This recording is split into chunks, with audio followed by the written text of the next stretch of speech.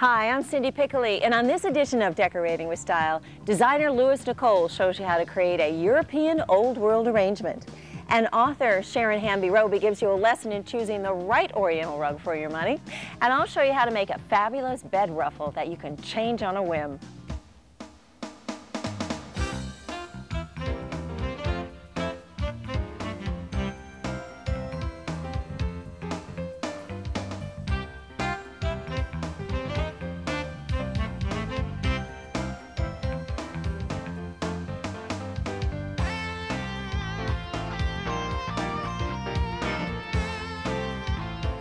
Well, hello and welcome to Decorating with Style. It's so nice to see you. So glad you could join us today. We've got some great guests on the show today. So pull up a chair and spend the next half hour with us. I think you'll enjoy it. Well, the old world look is a classic European style. It's elegant, it's lush, from fine furnishings and fabrics to decorating details. Well, here to show you how to create a European old world floral arrangement is the creator of the handy dandy decorator centerpiece form, Nicole. Hello, Louis. Hi, Cindy. Hi. Thanks for having me here. Yeah, old world floral arrangement. What are we going to be making? Today we're going to be making two centerpieces that I'm going to be showing you. The first is a topiary on standard, which is made out of apples. And crab apples, and the other one I'm going to be showing you is another type of apples, but it's more of a table centerpiece form. They look so complicated to make. The good part is that we have an actual wire form that I created, and I'm going to show you both of those right now. Okay. The first one is a topiary on standard. When you say on standard, what does that mean? Standard, when you buy any kind of tree, sometimes they're grafted, and when it's grafted, it's called on standard, and so I'm calling this the same thing, a topiary on standard. Oh, okay. And down here you would put that into This goes into the styrofoam. Gotcha. And in New York, we use this for several several purposes. First of all, you can say, "Begone, you've no power here. You a good witch or a bad witch." And the second one that we have is the table topiary. And I just want to show you quickly that this is one of the corkscrews, and all you simply do is take the corkscrew and simply insert it into the frame. And once you have that done, you're ready to go. Oh, terrific. Oh, that's great. Okay. So all you need are some apples, and this particular centerpiece requires about 17 apples. And these happen to be gala apples. I love these because they have a nice patina on them. They have a little yellow and a little red. Oh, they're beautiful. And what we're going to do is, I'm going to show you how simple this is.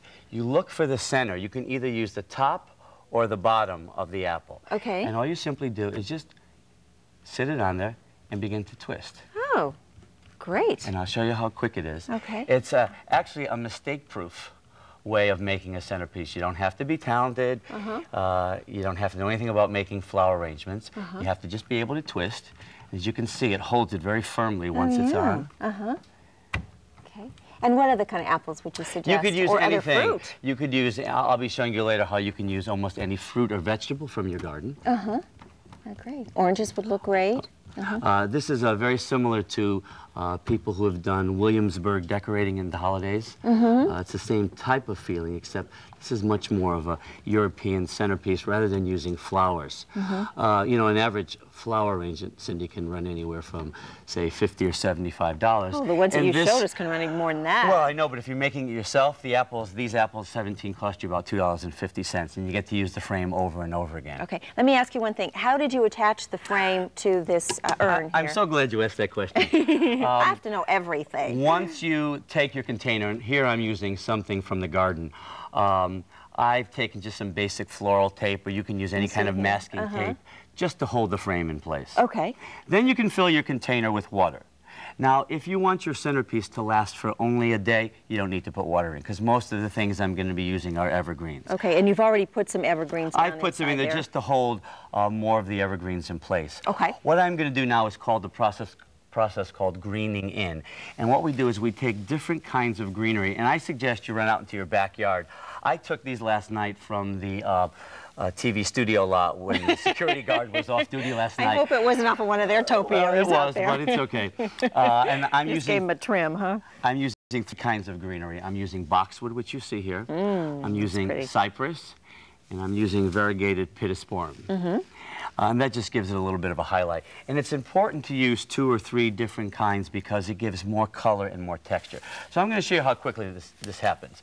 Once you have your form all set, you're simply just going to take pieces of greenery And they should be large pieces. And you're going to use predominantly dense greenery to begin with. So you could use hemlock, you could use yew, which is what hedges are made out of. You could use boxwood. I'm using boxwood right now. I'll peel, and excellent. You put, huh?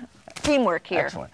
Now, usually if you want your arrangement to last, you put the greenery into the water. But right now, for time's sake, I'm just sticking it in there. Okay. You want some more? Please. Alrighty. You are so good at this. I'm impressed. I like to help.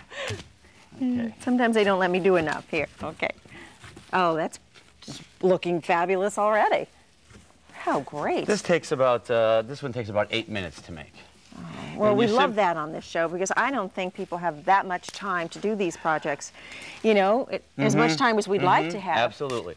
So that was the purpose of making these. When I had worked at the White House as decorative arts designer, I kind of created this form to make it easy for us last minute to make things that were simple and inexpensive, but also make them quickly.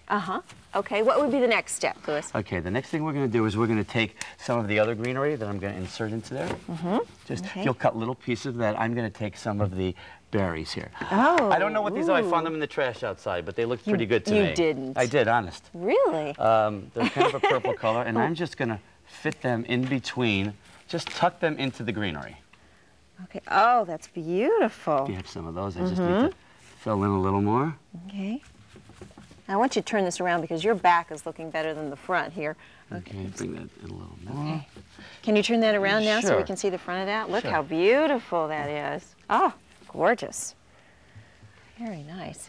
I'll try to work from the front. And allows you to be so creative without knowing what you're doing, kind of, you know? Well, and again, you get to use things from your garden that, you know, right now I'm using evergreens, but you might have other greenery from, depending on the part of the country you live in, that you can use. And I just have one suggestion I forgot to mention, is normally before you use any greenery, you should soak it in water so that it hardens, so that it doesn't wilt. That's a good suggestion. Okay. Yeah, The next thing I'm going to take is the little crab apples there, if you would mind handing them to me. Okay. And you put them on? These are standard barbecue skewers that you get in a grocery store. And what you're going to do is, I'm trying to do this from the front here. You're going to start to insert those in between. If they're a little long, you just break them. Anywhere in between the arrangement, in between the apples. Now, you would put this in an entranceway, or you could put it on a table? Well, here you could put it on an entranceway or a table, but you can take the same arrangement and you can put it into a basket so it could go onto a table. Oh, that'd be great. Oh, it's beautiful.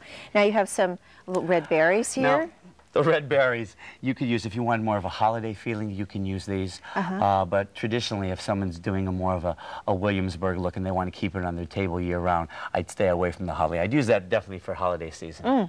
Fabulous. Well, we want to take a look at the finished pieces that you have, Louis, over here.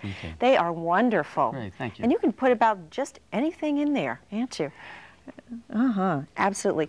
Louis, Nicole from Handy Dandy Decorator, thank you so much for being on our show. Thank you for having me. Great Thank you job. now. Looks gorgeous. Easy to do. We'll be right back.